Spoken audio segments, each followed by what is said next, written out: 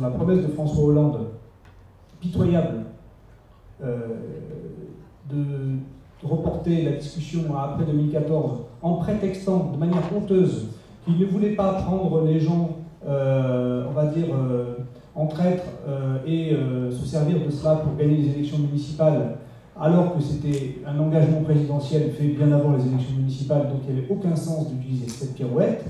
Donc l'idée de reporter à après les élections de 2014, en espérant que la gauche serait toujours majoritaire au Sénat, ce qui est à peu près illusoire, et en espérant que finalement on ait moins de divisions dans la société française, alors que les municipales auront aggravé la division. Alors que l'UDI, qui serait favorable à le voter aujourd'hui, parce que pour faire la liste commune avec l'UMP, ils seront obligés de se rapprocher avec la droite, eh bien ils seront plus hostiles au lendemain des municipales que ce qu'ils ne sont aujourd'hui.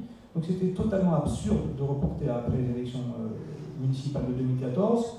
C'est un renoncement qui va engendrer, comme ça a été évoqué avec émotion ici, qui va engendrer une révolte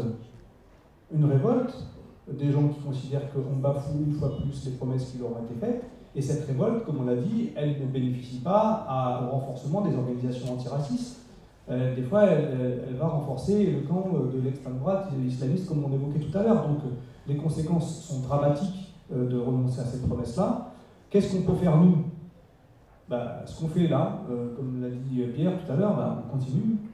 On fait des réunions publiques, on fait des assemblées, on va chercher des partenaires européens, on montre que dans d'autres pays d'Europe, on a le droit de vote et que ça marche très bien.